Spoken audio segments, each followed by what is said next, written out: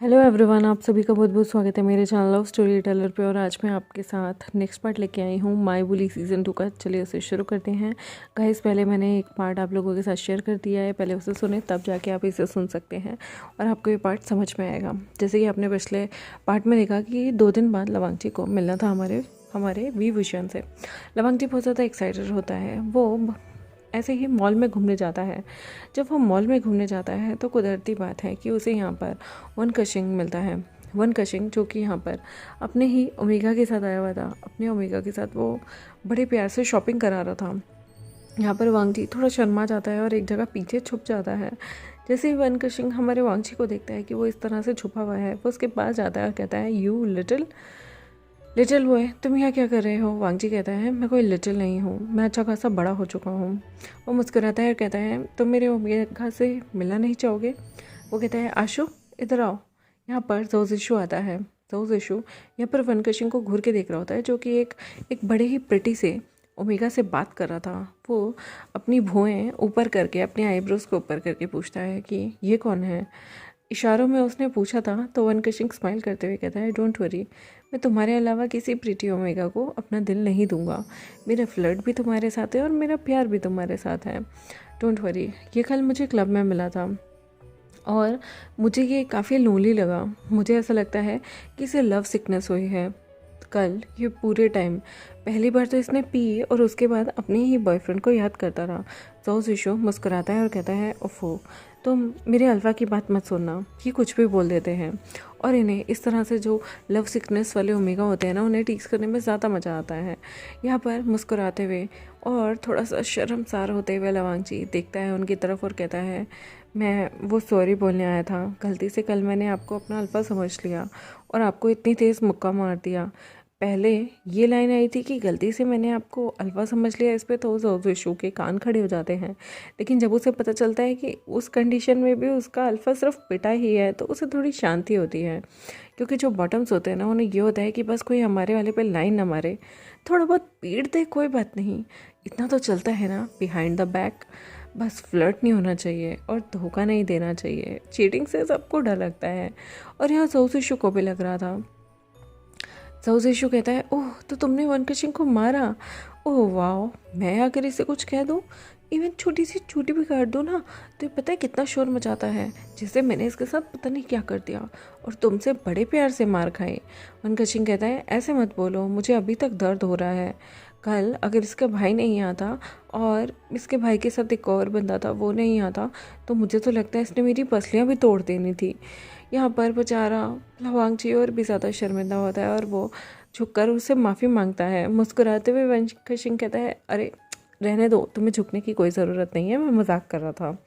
और वैसे भी मर्द को दर्द नहीं होता और हम अल्फा बने ही चोट खाने के लिए हैं। तभी उसे एक जोरदार मुक्का जोशिशु की तरफ से आता है और उसकी सांसें फिर रुक जाती है और वो कहता है, अशु। अशु कहता है, हाँ हाँ, मर्द को दर्द नहीं होता। तुम अल्फा तो बने ही मार खाने के लिए हो, स्ट्रांग हो। क्यों ना मैं तुम्हें किसी अच्छी सॉलिड चीज़ से पीट के देखता हूँ तुम्हें दर्द होता है या नहीं। तो यहाँ पर अपनी सरी जुबान को कसते हुए, दर्द में कराते हुए वनकशिंग कहता है, दर्द होता है, ठीक है, मैं अपनी आवाज़ को, अपने वचन को, अपने जो भी मैंने सेंटेंस बोला है उसे वापस लेता हूँ। मुझे दर्द हो रहा है, please please please have mercy on me. Ashu, तुम बहुत बहुत बुरे हो। यहाँ पर वो जैसे ही ये बोलता है तो बड़े प्यार से जोशिशु को चिंता होने लगती है कि कहीं सच में उसने वनकशिंग को ज़ोर से तो नहीं मार दिया था। वो उसे चेक करने लगता है। यहाँ पर वनकशिंग अपनी एक आँख खोल के लवांगची को आँख मारता है और वो उसे कह रहा होता है कि देखा किस तरह से ईजी होता है अपने ओमेगा को बुद्धू बनाना। यहाँ पर वो कहता है लवांगची कि मैं आपसे एक सलाह मशवरा करना चाहता हूँ। अगर आप दोनों उसमें एग्री हैं तो मैं आगे आप लोगों के साथ कुछ बात करना चाहता हूँ।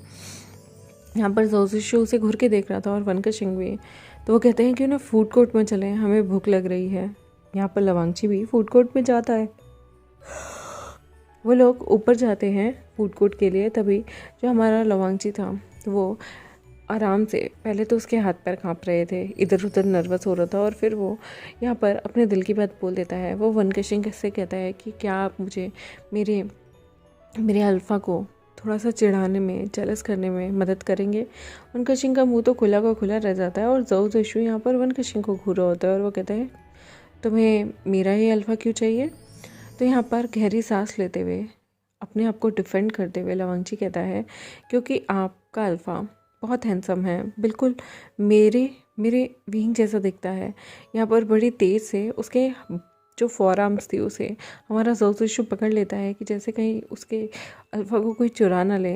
और यहाँ पर लवंगजी कहता है पहली बात ये विंग जैसा दिखता है, दूसरी चीज़ ये उतना ही इक्वली हैंडसम है, तीसरी चीज़ मैं आपसे कहना चाहूँगा कि आपका अल्फ़ा कमिटेड है और कल नशे में भी इन्होंने मुझे सीधा बोल दिया था कि ये कमिटेड हैं, तो मैं या कोई भी ओमेगा इनसे उम्मीद ना रखे। ये सुन के इतना अच्छा लगता है ना ज़ोऊ ज़िशु को। वो उसके हाथ को मसलने लगते हैं और उसके कंधे पे सिर रख देते हैं और कहते हैं मेरा अल्फ़ा, माय अल्फ़ा। तभी वनकशिंग मन में सोचता है अभी तक तो इतने गुस्से में मेरी जो बाजुएं थी उन्हें स्क्वीज़ कर रखा था और अब मेरा अल्फ़ा। तभी यहाँ पर लवंगजी कहता है कि प्लीज़ आप मेरी मदद कीजिए ना, मैं विंग को एहसास दिलाना चाहता हूँ। उसे अफसोस होना चाहिए कि उसने मुझे छोड़ के गलती की है। यहाँ पर ज़ोर से हंसते हुए वनकशिंग कहता है तुम अपने अल्फ़ा को जलाना चाहते हो, तुम्हें नहीं पता जब अल्फ़ा जेलस होते हैं कितने फियर्स हो जाते हैं। वनकशिंग कहता है मुझे नहीं जानना कि कौन कितना फियर्स होता है और कौन नहीं, पर मैं चाहता हूँ विंग को एहसास हो। जब वो मुझे अपने हाथों से खोता हुआ देखेगा ना, तब उसे पता चलेगा कि किसी को खोने का एहसास या किसी से दूर होने का एहसास कितना ज़्यादा छुपता है। मैं दिन रात उसके बारे में सोचता हूँ और वो म्यां कर रहा है, मुझे कितना ज़्यादा बुरा लगता है, फील होता है। वो मेरे दुख का अभी अंदाज़ा भी नहीं लगा सकता। मैं चाहता हूँ उसे भी सेम फील हो, वो भी इनसिक्योर होए, उसे भी पता चले कि मेरे दिल पे क्या बीत रही है। और प्लीज़ आप मेरी हेल्प कर दीजिए ना, मैं पक्का कहता हूँ मैं अपनी कभी भी लिमिट क्रॉस नहीं करूँगा। वो फिर ज़ोऊ ज़िशु की तरफ मुड़ के कहता है मैं आपको कभी निराश नहीं करूँगा। आपको मेरे पे भरोसा नहीं है तो कम से कम अपने अल्फ़ा पे भरोसा होना चाहिए। ज़ोऊ ज़िशु कहता है देखो तुम बहुत बहुत अभी इमेच्योर हो, तुम जो चीज़ सोच रहे हो वो चीज़ ठीक है, आगे जनरेशन के लिए ठीक हो सकती है, जेलसी के लिए ठीक हो सकती है, पर याद रखना कुछ रिलेशनशिप बहुत ज़्यादा कॉम्प्लिकेटेड भी हो जाते हैं। तो वक्त रहते ही अपने अल्फ़ा को सच सच बता देना कि तुम्हारे और मेरे शिंगर के बीच कुछ भी नहीं है। यहाँ पर जैसे ही वो बड़े प्राउडली शिंगर बोलता है ना, वनकशिंग के चेहरे पे स्माइल आ जाती है और वो कहते हैं देखा मैंने कहा था ना, सारे ओमेगा प्रोटेक्टिव होते हैं और अपने अल्फ़ा को लूज़ करने से डरते हैं। डोंट वरी, तुम्हारे अल्फ़ा को हम अच्छे से सबक सिखाएंगे। और अब अशु को सब पता ही है, अगर मैं वैसे भी अशु से छुपा कर कुछ नहीं करता और अगर अशु मुझे परमिशन देगा तो मुझे कोई दिक्कत नहीं है। यहाँ पर ज़ोऊ ज़िशु कहता है ठीक है तुम्हें परमिशन दे दी, मिशन सक्सेसफुल होना चाहिए, मुझे बिल्कुल पसंद नहीं अगर मेरा हस्बैंड मुझसे कोई वादा करे और उस मिशन में सक्सेसफुल ना हो, लूज़ करके आ जाए। और तुम्हें पता है ना मुझे लूजर्स बिल्कुल अच्छे नहीं लगते। वनकशिंग उसकी चीख चीरते हुए कहता है हाँ पता है मुझे। यहाँ पर उनका लवी डवी होते देख लवांगजी को जेलस होने लगती है। वो मन में सोचता है उसकी किस्मत इतनी फूटी हुई क्यों है। वो यहाँ पर विंग के साथ हो सकता था, विंग के साथ मस्ती कर सकता था, लेकिन उस विंग को म्यम करना है। वो बड़ा ही इरिटेट होता है और कहता है अच्छा ठीक है, उससे पहले हमें विंग के लिए कुछ गिफ्ट देखना होगा। वनकशिंग कहता है पागल हो गए हो क्या, उसे जलाना चाहते हो और उसे गिफ्ट दोगे, कोई ज़रूरत नहीं है कोई गिफ्ट विफ्ट देने की। यहाँ पर मुंह बनाता है लंजा। तो वनकशिंग कहता है मुंह बनाओ चाहे कुछ भी करो, मैं तुम्हारी बात नहीं सुनने वाला और कोई गिफ्ट देने की कोई ज़रूरत नहीं है। यहाँ पर लंजा कहता है बट एक गिफ्ट तो बनता है ना, मैं इतने टाइम बाद उससे मिलूँगा। यहाँ पर वनकशिंग कहता है तुम चाहते हो उसे जेलस फील कराना या नहीं तो मैं जा रहा हूँ अपने अशु के साथ। तो यहाँ से हार मानते हुए कहीं ना कहीं हम ही भर देता है और अशु के साथ वनकशिंग उसे बोलता है कि तुम्हें ये सब करने की ज़रूरत नहीं, मैं चाहता हूँ कि तुम थोड़ा सा शॉपिंग करो, अब तुम अपने ड्रेसिंग से स्टाइल को थोड़ा सा और बदलो, तुम एक ओमेगा की तरह बहुत ज़्यादा स्टिफ ना लगो, तुम बल्कि कोमल मुलायम लगो, स्पेशली जब तुम मुझे ग्रीट करो। और तुम्हारे चेहरे पे एक स्माइल होनी चाहिए जिसे देखकर तुम्हारे विजन को भी हक्का बक्का रह जाना चाहिए। चलो थोड़ी सी एसेसरीज और 2-3 कपड़े के जोड़े नए लेते हैं। और जब तुम उसे ड्रेसअप करके आओगे तुम्हारा एटीट्यूड डिफरेंट होना चाहिए। यहाँ पर लवांगची को ग्रूमिंग की हर एक चीज़, हर एक तरीका बताया जा रहा था कि किस तरह से उसे अपने बिहेवियर में और उससे अपने लुक में और भी चेंजेस करने हैं ताकि वो वनकचिंग के लिए बदला है ऐसा लगे। और वनकचिंग यहाँ पर अशु की मदद लेता है जो कि उसे बहुत सारी चीज़ें, बहुत सारे ड्रेसिंग स्टाइल के बारे में बताता है।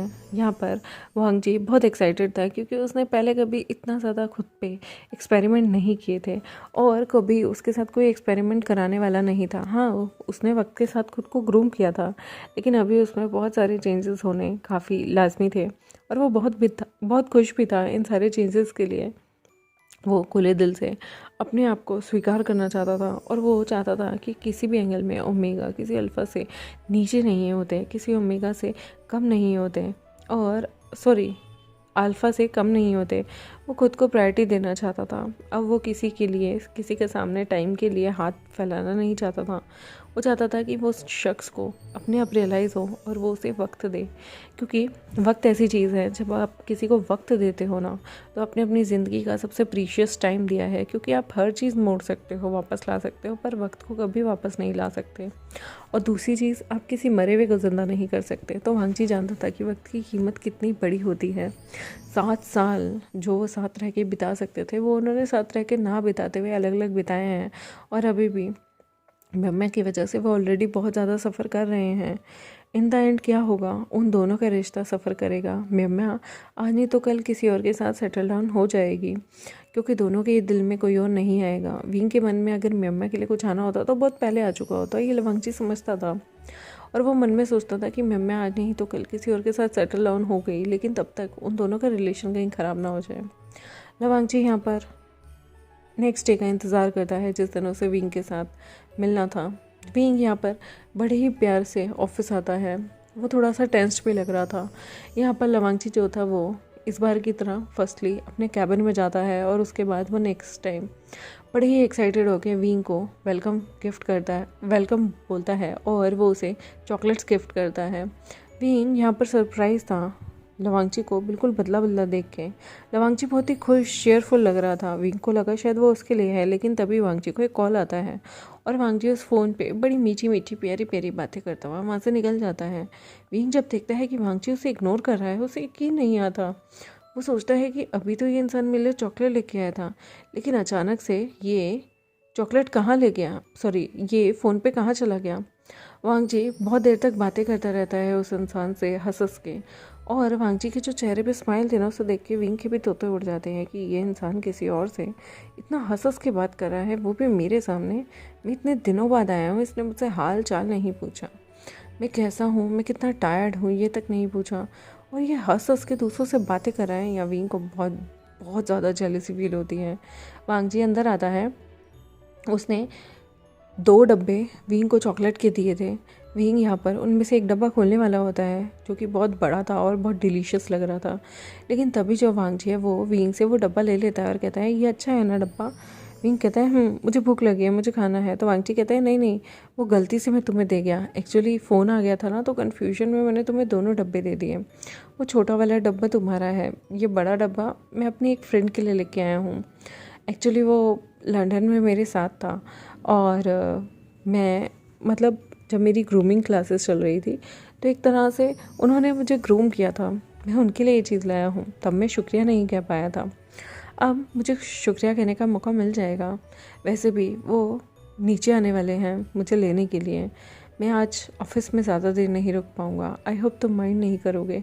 वो बड़े प्यार से उसे बोलता है और वहाँ से चला जाता है। विंग देखता है कि वांगची को फ़ोन आया है। वो पीछे से आवाज़ तो लगाता है, लेकिन वांगची फ़ोन पे बातें करते करते आगे निकल जाता है और उसके हाथ में वो बड़ा वाला चॉकलेट का डब्बा भी था। विंग को अब सस्पेक्ट होने लगता है कि वांगची उसे छोड़ के कैसे आ गया है। वो पीछे पीछे जाने लगता है और वो ऊपर से खड़ा ही वांगची को देखता है कि वांगची लिफ्ट से नीचे पहुँच गया। और उसके बाद वो किसी अल्फ़ा को बड़े ही प्यार से हक करता है, जो कि उसे देखते ही गाड़ी से उतर के आता है। और वो अल्फ़ा काफ़ी ज़्यादा हैंडसम लग रहा था, उसका ड्रेसिंग स्टाइल भी किसी बिजनेसमैन से कम नहीं था। और वांगची जिस तरह से उसे ग्रीट करता है, गले लगाता है और फिर चॉकलेट्स देता है, वो अल्फ़ा भी यहाँ वांगची के बालों को इंटीमेट तरीके से टच करता है, जो कि विंग देखकर बहुत ज़्यादा जेलस हो जाता है और वो गुस्से में अपना हाथ जो है दीवार पे देता है मार के। यहाँ पर विंग को बहुत गुस्सा आ रहा था। वो मन में सोचता है आखिर ये इंसान है कौन। फिर उसे याद आता है कि शायद ये कोई बिजनेसमैन हो सकता है। उसे बहुत ज़्यादा गुस्सा आ रहा था। वांग जी यहाँ पर वन कशिंग के साथ गाड़ी में बैठता है और वहाँ से वो लोग चले जाते हैं। वन कशिंग यहाँ आराम से लवांगजी से कहता है, तो जैसा प्लान था तुमने वैसा बिहेव किया ना। यहाँ पर लवांगजी कहता है, मुझे बिल्कुल अच्छा नहीं लगा। आज इतने टाइम बाद मैं विंग से मिला था। विंग कितने टाइम बाद ऑफिस आया और आपने मुझे उससे मिलने भी नहीं दिया। अब वांगजी यहाँ पर थोड़ा सा सैड होने लगता है। तभी वन कशिंग कहता है, शायद तुमने नोटिस नहीं किया, तुम्हारा विंग तुम्हें देखने के लिए बाहर तक आ गया था और जब तुम मुझे गले मिल रहे थे तो तुम्हारा विंग हमें घूर घूर के देख रहा था। देखा, तीर निशाने पे लगा है। यहाँ पर लवंगजी कहता है, सच्ची? वो कहता है थोड़ा सा सेक्रीफाइस रखो। 1-2 दिन नहीं भी मिले तो कोई बात नहीं, लेकिन अगर तुम चाहते हो कि लाइफ टाइम तुम्हारी लाइफ सेट रहे और विंग को तुम्हारे रियलाइजेशन हो, तो उसे ये सब चीज़ें फील कराना, ये एहसास, किसी को खोने का एहसास कितना कितना अजीब सा होता है, कितना दर्द होता है, ये फील कराना बहुत ज़रूरी है। यहाँ लवांगजी मान जाता है क्योंकि उसके पास कोई ऑप्शन नहीं था। देखते हैं गाइस आने वाले टाइम में विंग और कितना जेलस होगा। पूरा दिन तो विंग यही सोचने में निकाल जाता है कि आखिर ये इंसान था कौन जो वांगजी को उसकी नाक के नीचे से लेके निकल गया। और विंग यहाँ पर उन चॉकलेट्स को गुस्से में देखते हैं। उसका मन तो कर रहा था वो पूरी चॉकलेट्स तोड़ फोड़ दे, लेकिन वो बेचारा कुछ नहीं करता। हार के उस चॉकलेट्स में से एक निकालता है और खाता है। उसे उस अनोइंग मेम्मा का फ़ोन आता है, जहाँ पर वो मेम्मा को आज चिढ़ते हुए बोल देता है कि मेम्मा प्लीज़, मैं ऑफिस आवर्स में हूँ, फ़ोन मत करो। यहाँ पर वो मन में सोचता है कि उसके कितने पेंडिंग प्रोजेक्ट्स होंगे। विंग उनमें से एक पेंडिंग प्रोजेक्ट को निकालता है। उसे पता चलता है कि ये पेंडिंग प्रोजेक्ट और कहीं नहीं बल्कि साउथ कोरिया में है। तो वो वहाँ पर गाने का मौका बिल्कुल नहीं छोड़ना चाहता था और वो वहाँ के लिए एक्सेप्ट कर लेता है। और वो मन में सोचता है कि कितने टाइम से वो और वांगजी वेकेशन पे नहीं गए, ये एक अच्छा टाइम है अगर वो और वांगजी वेकेशन पे चले जाएं, वो भी साउथ कोरिया। दोनों साथ में घूम फिर भी लेंगे और दोनों एक अच्छा क्वालिटी टाइम भी स्पेंड कर लेंगे। मेम्या की भी तबीयत अब थोड़ी ठीक हो रही है, तो वो डॉक्टर के हवाले और नर्सिस के हवाले छोड़कर जा सकता है।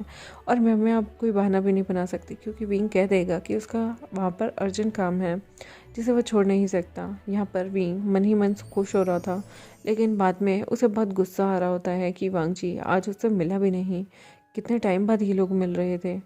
लेकिन फिर वो मन में सोचता है कि कोई नहीं, वांगजी की भी तो प्रायोरिटीज़ है। देखते हैं गाइस आने वाले टाइम में क्या होगा। विंग और वांगजी वेकेशन पे जाएंगे तो उनके और वन कशिंग वाले प्लान का क्या होगा, देखते हैं। मेरे चैनल को सब्सक्राइब, वीडियोस को लाइक, बेल आइकन को प्रेस जल्दी से कर दीजिए। Thank you very much. और गाइस जब आप बेल आइकन को प्रेस करें तो ऑल का बटन दबाइएगा, ना कि पर्सनलाइज का, क्योंकि उससे फिर आपको सारी नोटिफिकेशंस नहीं आएंगी। Thank you, bye bye.